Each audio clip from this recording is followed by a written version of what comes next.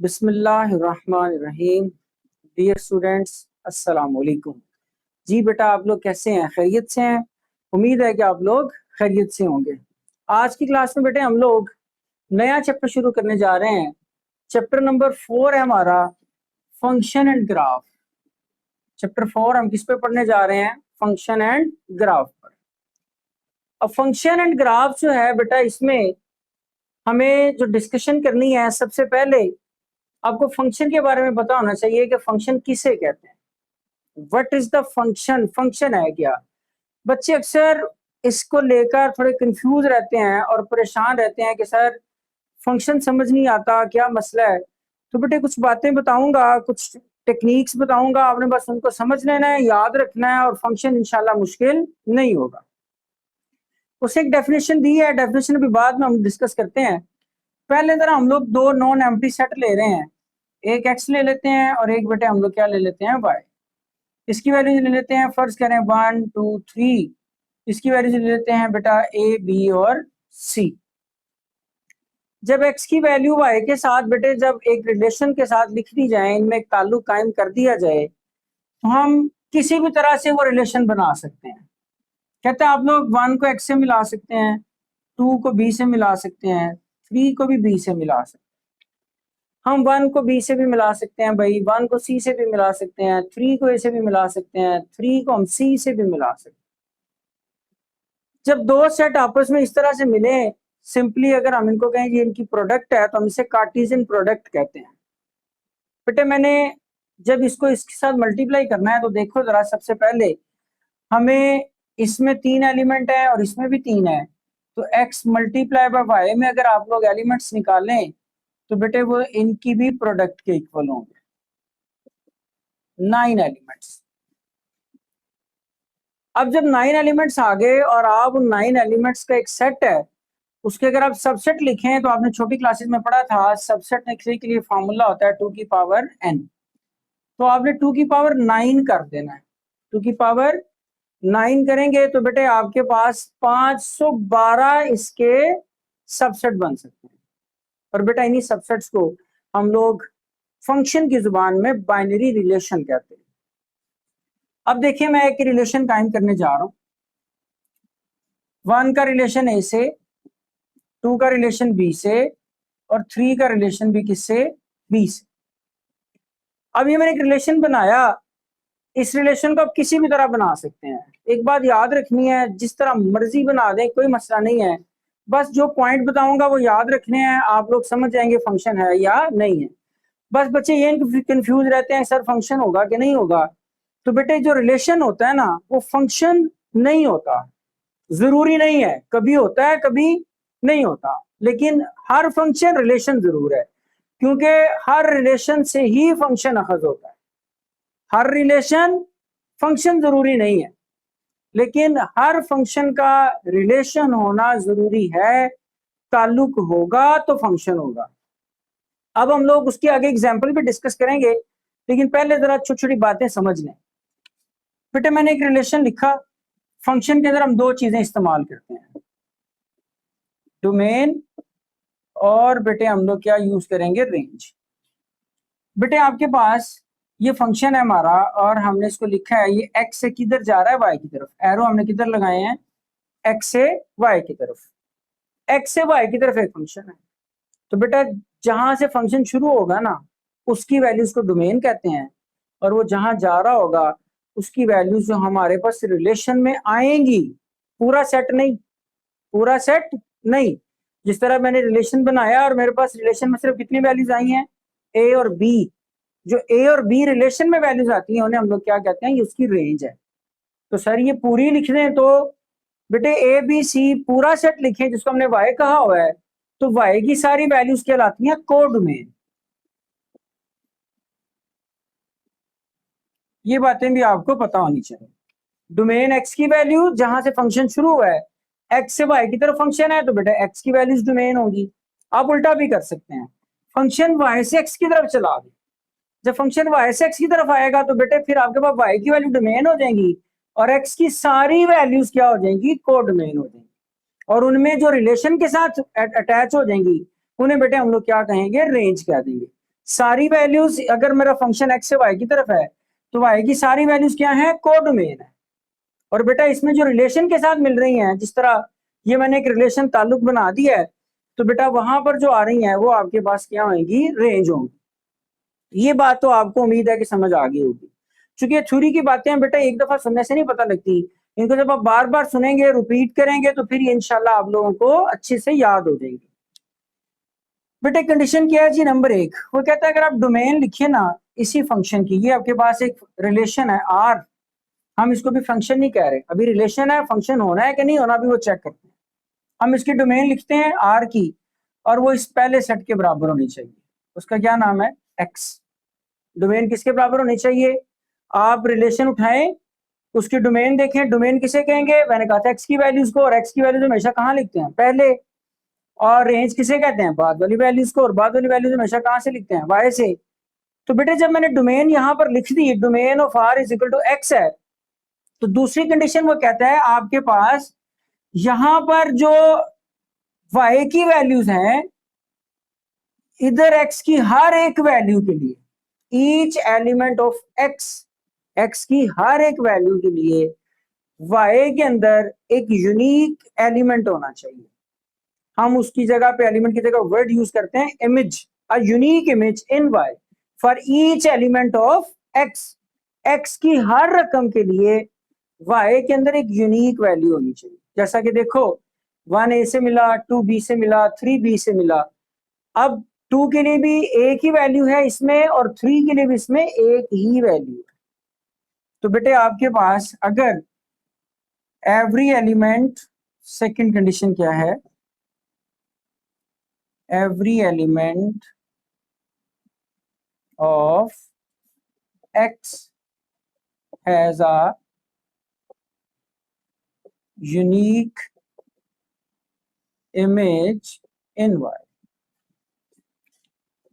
x का कोई भी दो एलिमेंट किसी एक से नहीं मिलने चाहिए, हर एक एलिमेंट के लिए आगे एक ही एलिमेंट हो। 2 के लिए b है, 3 के लिए भी b है। अब अगर हमें यूं लिख देता, बच्चे कंफ्यूज, और शायद ये बात आप लोग थोड़ा मेरा ख्याल अंडरस्टैंड नहीं कर रहे होंगे, मैं जरा एक एग्जांपल और कोड करता हूँ। ये x है, ये y है, ये 1 है, ये 2 है, ये 3 है। इसको बेटे ए बी सी कर लेते हैं। भाई रिलेशन बनाना है ना, रिलेशन में आपको खुली छूट है, जो मर्जी करें आप रिलेशन बना लें। रिलेशन अब मैं बना रहा हूं, मैं क्या कर रहा हूं, मैं 1 को ए से मिला रहा हूं, 2 को बी से मिला रहा हूं, 2 को सी से भी मिला रहा हूं। अब एक्स के एक एलिमेंट के लिए, every element of x, x का एक एलिमेंट क्या है 2, उसके लिए वाई में कितने नंबर आ गए, 2 नंबर आ गए, 2 इमेजेस आ गई है। तो भाई हमने कहा था every element of x has a unique image in y, y के लिए भी उसमें एक यूनिक इमेज होना चाहिए। यहाँ पर कितने आ गए हैं, 2, लिहाजा भाई ये पॉसिबल नहीं है। ये रिलेशन तो है भाई, ताल्लुक है, ताल्लुक बन गया है, लेकिन फंक्शन नहीं है, ये फंक्शन नहीं है। बस ये बातें आपने अच्छे से समझनी है। अगर किसी एक एलिमेंट के लिए वाई में 2 एलिमेंट्स आ जाएं, जिस तरह 2 के लिए आगे बी भी आ गया और सी भी जुड़ गया है, तो बेटा ये रिलेशन तो होगा लेकिन फंक्शन होगा। बस ये 2 बातें अगर आपको समझ आ गई हैं तो भाई फिर आपके लिए फंक्शन कोई मसला नहीं। अब सिर्फ याद रखने के लिए मैं आपको यूं समझा देता हूं, आप समझ लें कि बेटे ये आपके पास जो एक्स है ना, जिधर से फंक्शन जा रहा है, जिधर से फंक्शन शुरू हो रहा है, एक्स से शुरू हो रहा है, वाई की तरफ जा रहा है, जहां से शुरू होना उसको आप समझ लें ये फीमेल का सेट है। किसका सेट है, ये फीमेल्स हैं, और ये क्या है, मेल का सेट है। तो बेटे ये आपके पास अगर हम लोग इसका रिलेशन कायम करें, तो हमारी जो हम चुके मुसलमान है शरीयत मोहम्मदी के अंदर अगर एक रिलेशन की बात करें, तो बेटा आपके पास एक फीमेल जो है वो एक ही मर्द से निकाह कर सकती है, एक वक्त में एक ही मर्द से निकाह पॉसिबल है। अब आपके पास यहां पर ये देखें, ये फीमेल का सेट था, ये मेल का है, ये एक फीमेल है, यहां पर एक मेल के साथ इसका ताल्लुक है, ये दूसरी फीमेल इसका ताल्लुक है, इस तीसरी फीमेल का ताल्लुक भी उसी मर्द के साथ है। तो भाई मर्द के लिए तो इजाजत है ना, वो 2 से 1 से ज्यादा फीमेल के साथ रिलेशन कर सकता है, निकाह हो सकता है। यहां देखो, इसमें जब हम गए तो देखें जरा, ये 2 लिखा है, मैंने कहा था फंक्शन किधर जा रहा है, एक्स से वाई की तरफ ना। अब अगर ये एक्स से वाई की तरफ जा रहा है तो मेरे बच्चों देखो ये कौन सा सेट था, फीमेल का सेट था। और पुत्र अगर ये फीमेल का सेट है तो भाई हमारी शरीयत के अंदर ये जो आपके पास एक फीमेल है आगे दो मेल से ताल्लुक कायम कर सकती नहीं है। तो ये आपके पास फंक्शन होगा नहीं, रिलेशन होगा, रिलेशन है, फंक्शन नहीं है। निकाह के जुमरे में ऐसा पॉसिबल नहीं है, तो बेटा ये फंक्शन नहीं हो सकता। बात समझ आ गई? उम्मीद है कि इस मिसाल से आप लोग इसको भूलेंगे नहीं। तो बेटा ये हम लोगों ने जब एक रिलेशन लिखा और हमने जब इस रिलेशन पर ये अपनी दोनों कंडीशन अप्लाई की, तो बेटा जरा इसकी डोमेन लिखे। हाँ, डोमेन किसे कहते हैं? पहली वैल्यूज को डोमेन आर की 1 है, 2 है, 3 है, क्योंकि किसके बराबर है? एक्स सेट के। और क्या हर एक एलिमेंट एक्स के लिए वाई में कोई दो एलिमेंट्स हैं? ऐसा नहीं है, हर एक के लिए एक ही एलिमेंट आगे वाई में पड़ा हुआ है। Every element of x has a unique image in y. तो बेटे इसका मतलब है ये रिलेशन फंक्शन है, लेकिन ये वाला रिलेशन फंक्शन नहीं है। इसका मतलब ये हुआ every relation has not a function but every function has a relation. बेटे हर रिलेशन फंक्शन जरूरी नहीं है, लेकिन हर फंक्शन के लिए रिलेशन होना जरूरी है। तो बेटे ये हमारे पास बेसिक बातें जो थे वो फंक्शन की। अभी और बहुत सारी बातें स्टेप बाय स्टेप डिस्कस करते हैं।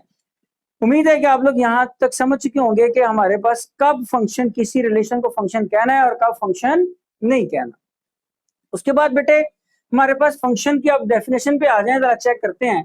कहते हैं if x and y are two non empty sets, ये दो नॉन एम्प्टी सेट थे, then a function from a set x to a set y. X से सेट किधर है? वाई की तरफ। एक्स से फंक्शन किधर है? सेट वाई की तरफ। तो फिर क्या हुआ? कहते हैं वो जो आपके पास फंक्शन होता है सेट एक्स से वाई की तरफ इज अ रूल।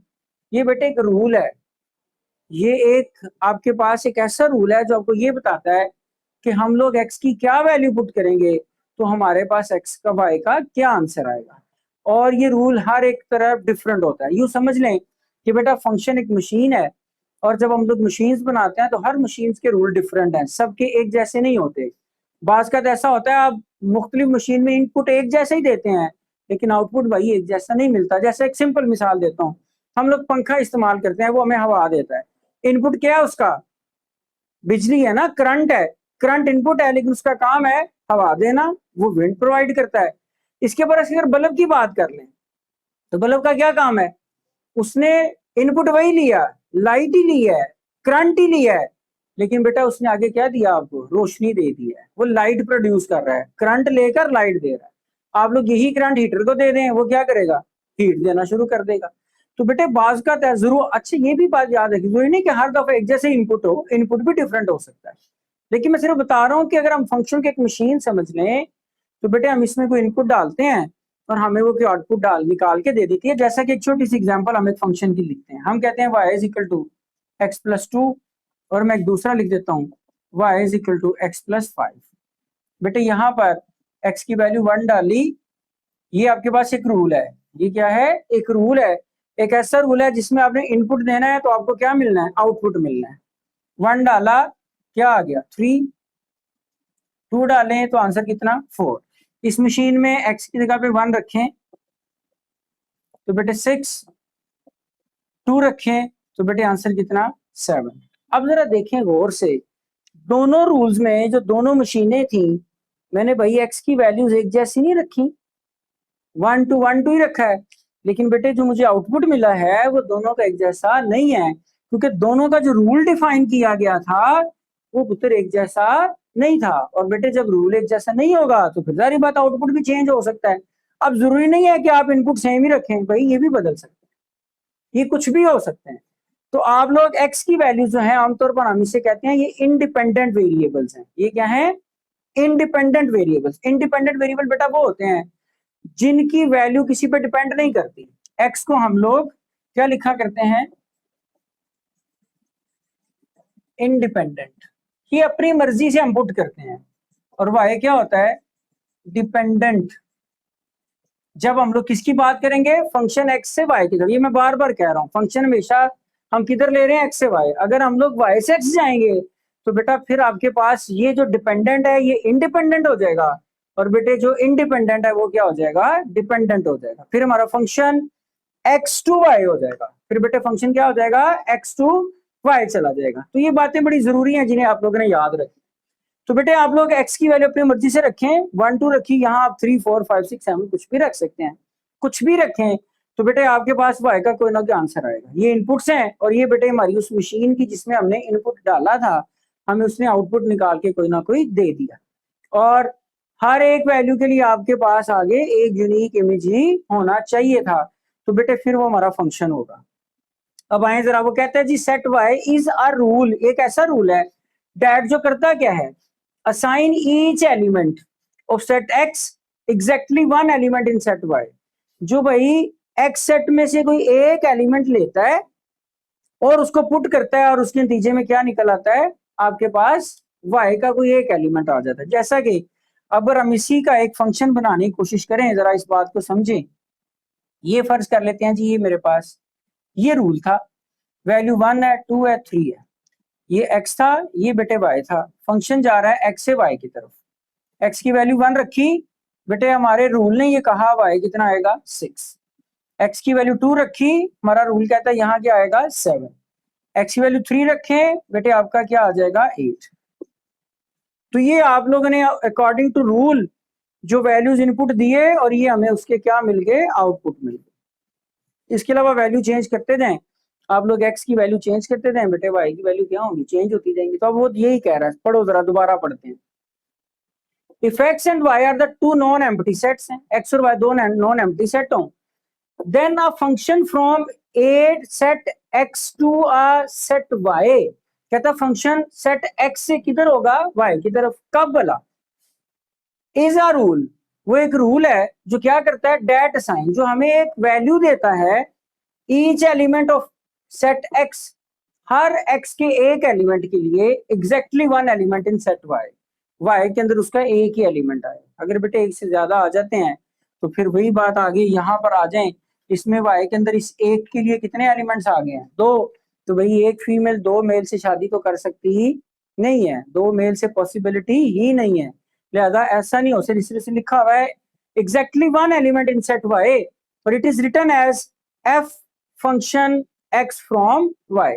इसको बेटा इस तरह लिखते हैं, और इसको पढ़ेंगे x is a function from x to y। x f function है जो कहाँ जा रहा है, x से y की तरफ जा रहा है। ये बेटे फंक्शन के बारे में कुछ जरूरी बातें थी जिनके बारे में आपको पता होना चाहिए। हमने फंक्शन पढ़ा, फंक्शन के साथ हमने बेटा उसकी एग्जाम्पल डिस्कस की, हमने उसके डोमेन को डिस्कस किया, उसकी रेंज को डिस्कस किया, उसकी को डोमेन को डिस्कस किया। अगर मैं इस फंक्शन की बात करूं, ये जो मैंने आर लिखा है, अब चूंकि इसने दोनों कंडीशन सेटिस्फाइड कर दी थी, तो बेटे अगर आप लोग इसकी रेंज लिखते हैं तो इसकी रेंज क्या है, ए और बी, ए और बी, ये आपके पास रेंज है इस फंक्शन की। फंक्शन तो ये हो गया, क्यों हो गया भाई, डोमेन लिखी थी वो सेट एक्स के इक्वल आ गई थी, और हर एक एलिमेंट के लिए वाई में एक ही एलिमेंट मौजूद था। दोनों बातें पूरी हो गई, हमारी दोनों कंडीशन पूरी हो गई, लिहाजा वो फंक्शन तो है। अब फंक्शन की जो बाद वाली वैल्यूज हैं उसको लिख रहे हैं, तो वो क्या हो जाएंगी, रेंज। और यहाँ रेंज क्या आ रही है, ए और बी। और अगर वो कहता है जिसकी को डोमेन लिखें,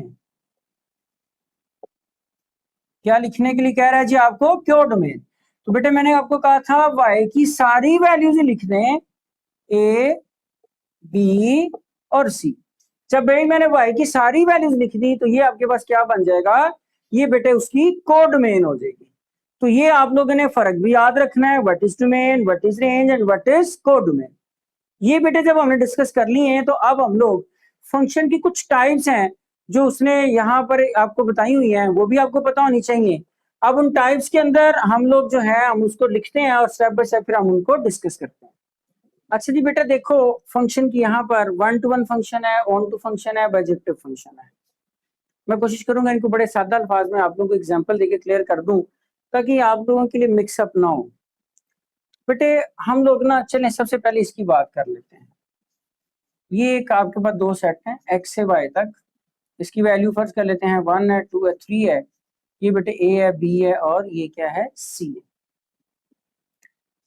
इसको बेटा इससे मिला दिया, 2 को इससे मिला दिया, और एक वैल्यू इसमें और ऐड कर लेते हैं 4, और 3 को किससे मिला दिया, सी से। जब हम लोग इसको इससे ऐड कर लेते हैं और इसमें हम लोग जरा थोड़ा इसको मैं लंबा कर रहा हूँ ताकि जरा ज्यादा वैल्यूज हम उसको क्लियर कर सकें। ए बी सी डी ई, ये मैंने ना एक फंक्शन ले लिया, एग्जांपल लंबी हो गई, चलो हम थोड़ी छोटी एग्जांपल करने की कोशिश करते हैं। एक छोटी एग्जांपल ले लेते हैं ताकि आप लोग कंफ्यूज ना हो। ये एक्स है, ये वाई, इसकी कंडीशन क्या है पहले वो सुने, वो समझे बेटे। ऑन टू फंक्शन, पहली बात ये है फंक्शन होगा तो ऑन टू होगा, अगर फंक्शन ही नहीं है तो भाई ऑन टू हो ही नहीं सकता। पहले फंक्शन होना शर्त है, फिर ऑन टू होगा। हम एक एग्जांपल दिखेंगे और हम देखेंगे कि भाई वो फंक्शन है कि नहीं, फिर हम ऑन टू देखेंगे। ऑन टू फंक्शन बेटे उस वक्त होता है, फर्ज करें ये ए है, ये बी है, चले 1 2 कर लें, 1 2 3, ये ए है और ये बी है, इसको बेटा इससे मिला दो, इसको इससे मिला दो, इसको इससे मिला दो। अभी आप लोगों ने इस चीज से भी परेशान नहीं होना, जो मैं बातें बता रहा हूँ ध्यान से सुनिए। इस चीज से परेशान नहीं होना सर जी, पहले आपने 3 वैल्यूज ली थी, अब आपने 2 ले ली हैं, भाई अब 2 लें, 3 लें, 4 लें, 5 लें, 10 लें, जितनी मर्जी लें, कोई मसला नहीं, कोई परेशानी नहीं। बस जो कंडीशन बता रहा हूँ वो याद रखो। कहते हैं ये फंक्शन तो है, हर एक वैल्यू के लिए आपके पास आगे एक यूनिक इमेज मौजूद है, ये मैंने मिला दी है। अब आपने जो ऑन टू फंक्शन है ना, वो आपको कैसे चेक होगा, आपने देखना है आपकी रेंज क्या कहती है। अगर बेटा रेंज, जो आपकी रेंज है, रेंज हमने किसे कहा था, रिलेशन में जो एलिमेंट्स आए वो रेंज है। बेटा इसकी रेंज क्या है आपके पास, ए बी, और ये है भी किसके इक्वल, वाई के। जब आपकी रेंज को डोमेन के बराबर आ जाए, रेंज किसके बराबर आ जाए, को डोमेन हो जाए, रेंज को डोमेन के बराबर आ जाए, मतलब जो रेंज के एलिमेंट हो वो सारे के सारे वाई के भी एलिमेंट्स हो, उसमें कोई एलिमेंट मिस ना हो। जिस तरह हमने पीछे एग्जांपल दी थी, कोई एक आध एलिमेंट उसमें मिस भी हो रहा था, जिस तरह हमने सी से नहीं मिलाया था, तो बेटे 2 एलिमेंट आ रहे थे, रेंज ए भी आ रही थी, सी मौजूद नहीं था, हमने सी लिखा ही नहीं। अगर आप सी लिख लेते हैं तो भाई फिर भी कोई मसला नहीं है, आपकी कंडीशन अगर पूरी हो रही है तो भाई कोई प्रॉब्लम नहीं। बस कंडीशन याद रखनी है, रेंज लिखे और वो अगर वाई के इक्वल आ गई है, फिर बेटा आपका फंक्शन कौन सा होगा, ऑन ऑन टू फंक्शन। इसको हम सर्जिक्टिव भी कहते हैं, इसे हम क्या कहते हैं, सर्जिक्टिव भी कहते हैं। अब 1 to 1 के लिए आओ।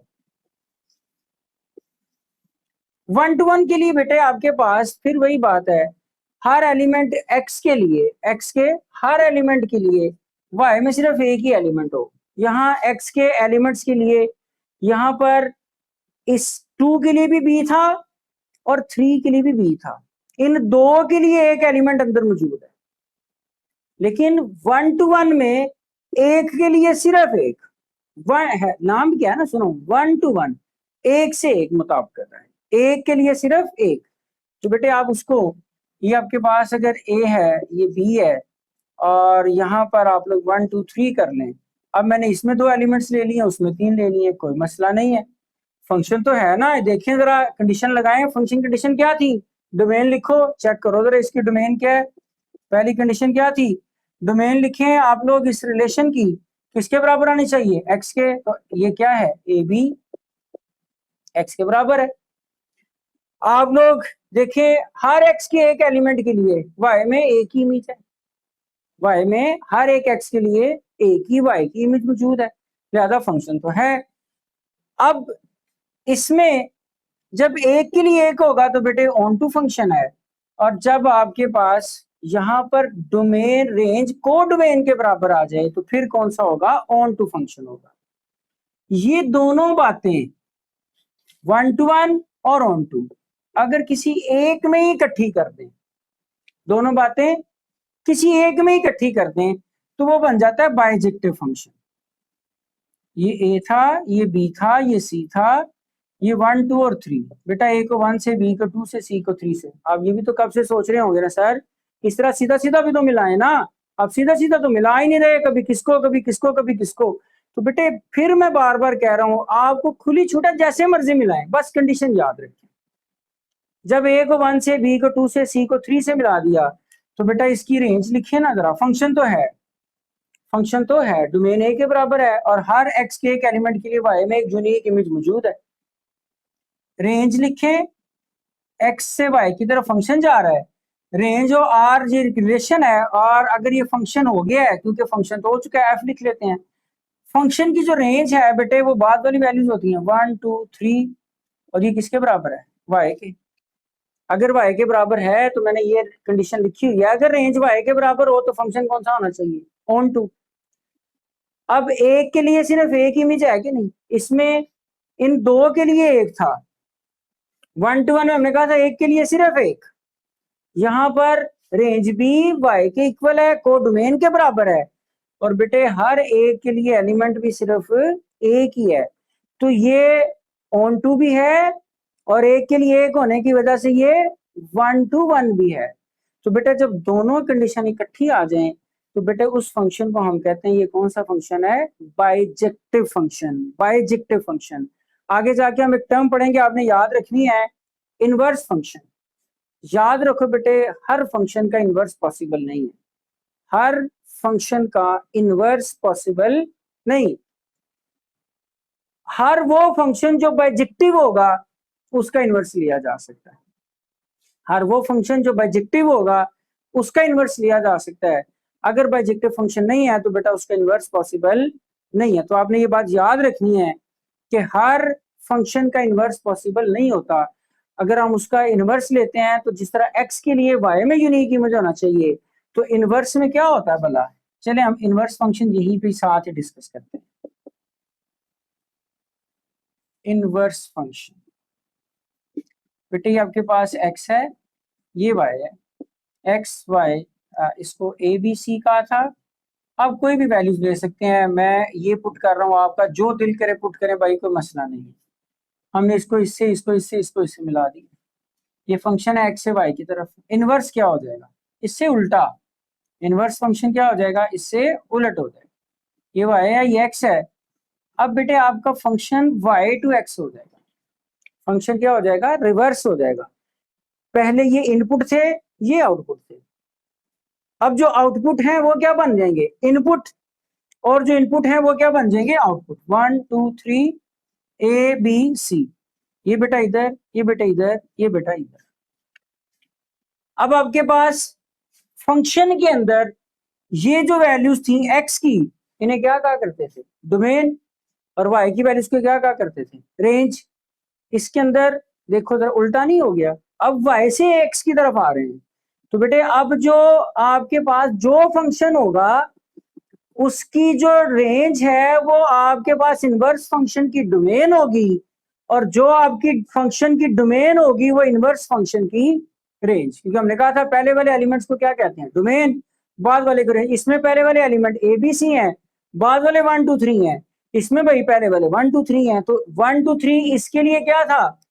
इसकी अगर मैं डोमेन लिखूं तो वो है ए बी और सी, और बेटे अगर मैं इसकी रेंज लिखूं तो वो आपके पास क्या है? 1 2 और 3। इनवर्स फंक्शन को बेटे हम एफ ऑफ -1 लिखते हैं, एफ -1 की शक्ल में। तो बेटे अगर आप लोग अब यहां लिखें तो जरा देखें, domain of F inverse, function किधर जा रहा है भाई? वाई से एक्स जा रहा है ना। तो बेटे पहली वैल्यूज क्या है? डोमेन है 1 2 3, और रेंज एफ इनवर्स वो बाद वाली वैल्यूज हैं ए बी सी। तो जरा गौर करें, इससे हमने एक और नई बात सीख ली है। जो फंक्शन की डोमेन होती है वो बेटे आपके पास इनवर्स फंक्शन की रेंज बन जाती है। जो किसी फंक्शन की डोमेन होगी, डोमेन ऑफ, ये हमने आगे क्वेश्चन में स्ट्रेटजी लगानी है, आपने याद रखनी है, domain of a function is equal to the range of inverse function. इस फंक्शन की डोमेन क्या है? A b c. इस फंक्शन की इनवर्स फंक्शन की रेंज क्या है? A b c. तो domain of the function is equal to range of inverse function, और बेटे range of function is equal to domain of inverse function. ये बात आपने बस याद रखनी। क्वेश्चन आएंगे हमारे पास एक्सरसाइज में, और उसमें वो आपको कहेगा जी बगैर सॉल्व किए इनवर्स फंक्शन की डोमेन और रेंज लिखो। तो बेटे आपने कुछ नहीं करना, आपने उसी फंक्शन की जो दिया है कि उसकी डोमेन रेंज लिखें, उसकी डोमेन को इनवर्स की रेंज बना दें और उसकी रेंज को इनवर्स की क्या करें, डोमेन बना दें। तो बेटा इस तरह से आप लोग जो है वो इनवर्स फंक्शन को भी डील कर लेंगे। तो इनवर्स फंक्शन भी मैंने साथ ही कहा चलिए डिस्कस हो जाएगा। तो भाई अगर फंक्शन बाइजेक्टिव है तो इनवर्स होगा और अदरवाइज इनवर्स पॉसिबल नहीं है। इनवर्स पॉसिबल क्योंकि अगर बाइजेक्टिव नहीं होता तो फिर बेटे पता क्या होता है, अभी लोग एग्जांपल हो चुके एडवांस लेवल पे चली जाएंगी बातें। हमारे पास अगर इनवर्स मैं उसको डिस्कस करूंगा तो टॉपिक और बड़ा लंबा हो जाएगा। बात का ऐसा होता है कि अगर वो ऑब्जेक्टिव नहीं होगा ना तो बेटे आपके पास जब हम उसको इन्वर्स करेंगे फंक्शन में तो y के लिए x की वैल्यू पुट करेंगे, एक y का एक ही आंसर आएगा। लेकिन जब रिवर्स करेंगे तो फिर बेटे आपके पास y के लिए x के दो या x के लिए y के दो आंसर आ जाएंगे। जब एक के लिए दो आ रहे होंगे तो फिर पॉसिबल नहीं है, क्योंकि मैंने कहा था वही वाली बात शुरू में रिपीट कर रहा हूँ भाई, एक फीमेल के लिए आगे दो मेल्स पॉसिबल नहीं है, एक फीमेल एक मेल के साथ ही जा सकती है। तो बेटा इसलिए जो है वो फिर हम कहते हैं भाई वो पॉसिबल नहीं रहता। तो ये बेटे हमारे पास कुछ फंक्शंस की टाइप थी, इनका भी डिस्कस करना जरूरी था। इसके बाद फिर बेटे हम लोग फंक्शन के कुछ ऑपरेशन पढ़ते हैं। मैं खैर उनको डिटेल नहीं बता रहा क्योंकि समझ लें उसमें एडिशन है, उसमें बेटे उसकी सब्ट्रैक्शन है, उसमें बेटे उसकी मल्टीप्लीकेशन है और उसमें डिवीजन है। जिस तरह आप लोग आम पॉलिनोमियल्स को सम ऐड सब्ट्रैक्ट मल्टीप्लाई करते हैं बेटा एज इट इज ही हमने उसको मल्टीप्लाई करना है। फिर एक एग्जांपल डिस्कस कर लेते हैं, एडिशन सब्ट्रैक्शन मल्टीप्लिकेशन आप समझ जाएंगे। एडिशन में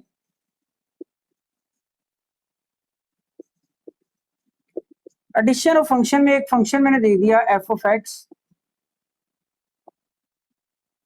2x + 3 और बेटे एक दूसरा फंक्शन उसका नाम दे दिया g ऑफ x, इसको पढ़ते हैं g ऑफ x। वो बेटे आ गया आपके पास 5x + 1। आपसे कहता है f ऑफ x में g ऑफ x को प्लस करो। बेटे हम इस नोटेशन को क्या करते हैं, f और g लिख लेते हैं इकट्ठा और चूंकि x वेरिएबल दोनों में कॉमन है हम उसको एक दफा लिख लेते हैं। हम उसे क्या करते हैं, दोनों में से कॉमन लेके एक दफा लिख लेते हैं।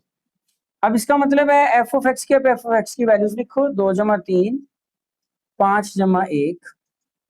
बेटे x में x जमा होगा क्योंकि लाइक टर्म में जमा होती हैं। 2x और 5x 7x 3 + 4। ये बड़ा सिंपल सा काम है। अगर सब्ट्रैक्ट करना है तो या माइनस लगा दें, माइनस कर दें। मल्टीप्लीकेशन होगी तो बेटा जिस तरह हम आम मल्टीप्लीकेशन करते हैं पॉलिनोमियल्स को वैसे ही मल्टीप्लाई करना है, कोई नया कॉन्सेप्ट नहीं है। डिवीजन भी बेटे वैसे ही करनी। इसके साथ एक नया कॉन्सेप्ट है कंपोजिशन ऑफ फंक्शन, वो भी बेटे हम डिस्कस करते हैं, उसको भी देखते हैं।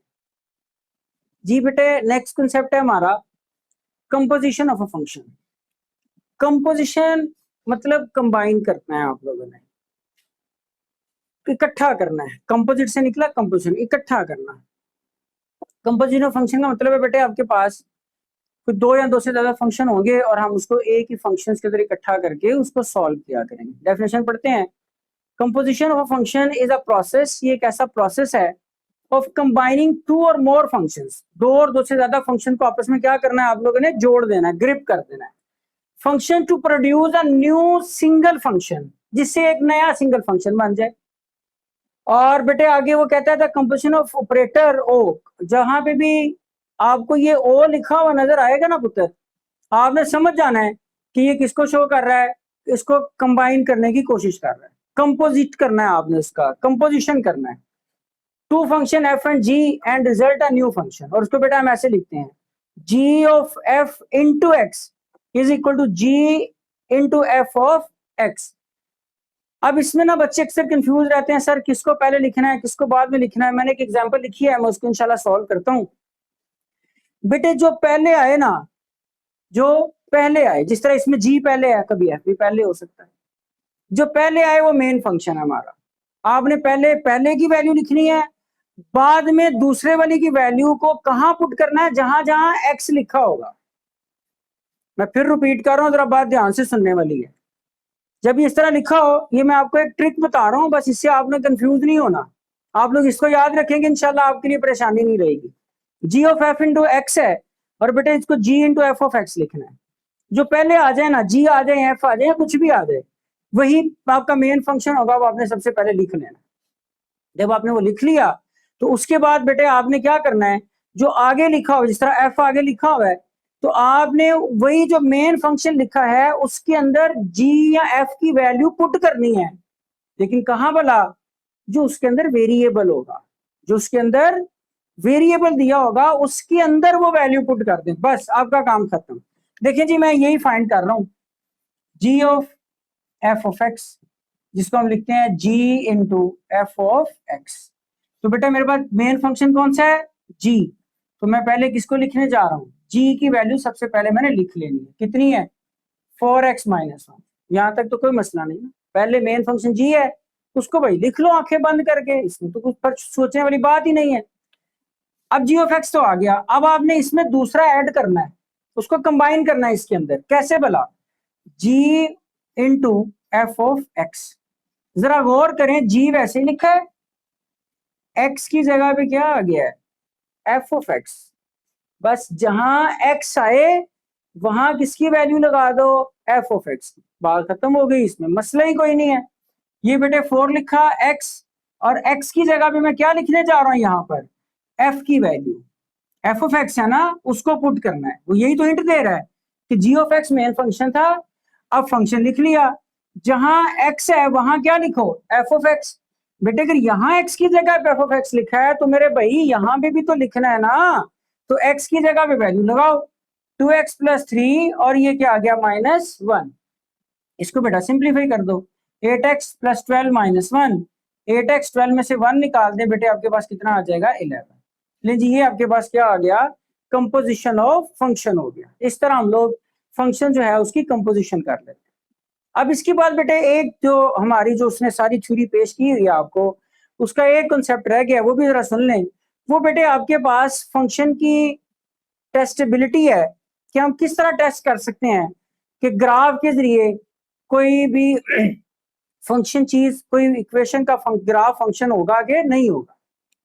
बेटे उसके लिए नंबर 1 वर्टिकल लाइन टेस्ट है, वर्टिकल लाइन टेस्ट।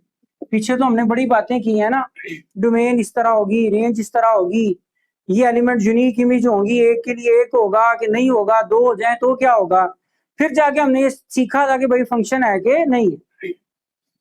अभी वो कहता है भाई अगर आपके पास कोई इक्वेशन दी गई है, लीनियर है, क्वाड्रेटिक है, क्यूबिक है, कुछ भी है, आप उसका ग्राफ बनाएं और उस ग्राफ से चेक करके बताएं वर्टिकल लाइन टेस्ट से ये फंक्शन है कि नहीं है।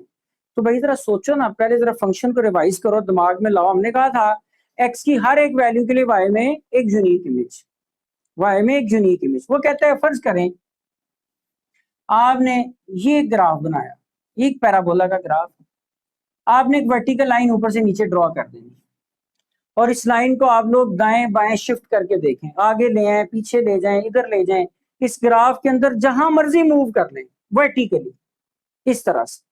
जब आप इसको मूव करा रहे हैं आगे पीछे, कभी इसको ला रहे हैं, कभी आप इसको एक्स की दाएं तरफ ले जा रहे हैं, कभी बाएं तरफ ला रहे हैं, कभी एक्स एक्सिस के 0 के करीब ला रहे हैं, तो बेटा इसकी पोजीशन चेंज करने पर अगर ये फंक्शन को, जो ग्राफ हमने बनाया हुआ है, वो एक ही पॉइंट पे कट करे तो फिर ये ग्राफ फंक्शन है, अदरवाइज नहीं है। जैसा कि मैंने लाइन लगाई, यहां लगाऊं तो भी एक ही पॉइंट पे कट करेगी, यहां लगाऊं तो भी एक ही पॉइंट पे, यहां लगाऊं तो भी एक ही पॉइंट पे, इसको यहां ले जाएं फिर भी एक ही पॉइंट पे कट करेगी। अगर बेटे मैं ये ग्राफ कुछ इस तरह बनाता, अब जरा गौर करें, मैं एक वर्टिकल लाइन लगा रहा हूं, इसने इसको क्या कर दिया है, कितने पॉइंट पे मीट कर गई है, 2 पॉइंट पे। और मेरे बच्चों अगर 2 पॉइंट पे मीट कर गई है तो हमने तो कहा था भाई एक के लिए 2 पॉसिबल है ही नहीं, तो बस जब एक के लिए 2 पॉसिबल नहीं है तो 2 पॉइंट पे मीट कर गई, लिहाजा ये भाई ग्राफ कोई फंक्शन हो सकता नहीं, तो ये फंक्शन नहीं। आप कोई भी एग्जांपल इस तरह की ले सकते हैं, आप कोई और ग्राफ ले लें। फर्ज करें हम लोगों ने ये ग्राफ ले लिया, ये लाइन, ये लाइन, ये लाइन, ये लाइन, कहीं पे भी ड्रॉ करें एक ही पॉइंट पे मिल रही है, एक से ज्यादा पॉइंट पे नहीं मिल रही, तो ज्यादा ये भी क्या होगा, फंक्शन होगा। तो बेटे इस तरह आप लोग चेक कर सकते हैं कि फंक्शन है कि नहीं। तो फंक्शन को चेक करने के लिए एक वर्टिकल लाइन टेस्ट है। इसी तरह एक टेस्ट वो आपकी बुक में और भी देता है जिसको हम लोग हॉरिजॉन्टल लाइन टेस्ट कहते हैं। क्या कहते हैं, हॉरिजॉन्टल लाइन टेस्ट। वो कहता है जी आप लोग हॉरिजॉन्टल लाइन टेस्ट में क्या करते हैं, अगर आपने ये ग्राफ बनाया हुआ है जिस तरह ये है, तो आप इसकी एक हॉरिजॉन्टल लाइन ड्रॉ करें यूं। पहले वर्टिकल लाइन खींची थी, अब हॉरिजॉन्टल लाइन खींची। अगर बेटे एक ही पॉइंट पर मीट करे, अगर एक ही पॉइंट पर मिले तो फंक्शन 1 to 1 होगा। कौन सा फंक्शन होगा? 1 to 1। तो ये जो हॉरिजॉन्टल लाइन टेस्ट है, हॉरिजॉन्टल लाइन टेस्ट, ये आपको फंक्शन नहीं बताता, ये आगे 1 to 1 बताता है। 1 to 1 है कि नहीं? बेटे एक लाइन पे मीट करेगा तो 1 to 1 है, नहीं करेगा तो नहीं। जैसा कि हम इसी को अगर डिस्कस कर लेते हैं, अगर आप इसको देख सकें, ये तो ये मैंने एक लाइन खींच दी, इसने इसको क्या किया है, 2 पॉइंट पे टच कर दिया। फंक्शन तो है, क्योंकि अगर आप वर्टिकल लाइन लगाएंगे तो इसको क्या करेगा, एक ही पॉइंट पे मीट करेगा, लेकिन भाई 1 to 1 नहीं। तो भाई ये आप लोगों ने बातें जो हैं, ये उसने जो थ्योरी दी थी बेटे, वो जरूरी थी। इन सारी बातों के बाद अगर हम एक्सरसाइज शुरू करते तो शायद हमें कॉन्सेप्ट क्लियर ना होते। इनको बताना इसलिए जरूरी था ताकि हम लोग अब जब एक्सरसाइज की तरफ जाएंगे तो बेटे हमें ये सारी चीजें हमारे लिए आसान और फिंगर टिप्स में होंगी। बस हम लोग उनको सोल्व करते जाएंगे और आगे बढ़ते चले जाएंगे। उम्मीद है बेटे आपने इसको यहाँ तक अच्छी तरह समझ लिया होगा। आप लोगों ने इन्हीं को बार बार सुनना है, रिपीट कराना है। जब आप लोग इसको 3-4 दफा, क्योंकि पहली दफा बेटे कोई भी जो है वो इतना हाई फाई हमारे पास नहीं है कि हम लोग उसको लिख लें या उसको एक ही दफा समझ लें। तो बेटा 3-4 दफा सुनने से उम्मीद है कि आप लोग इंशाल्लाह बड़ी अच्छी तरह क्लियर हो जाएगा।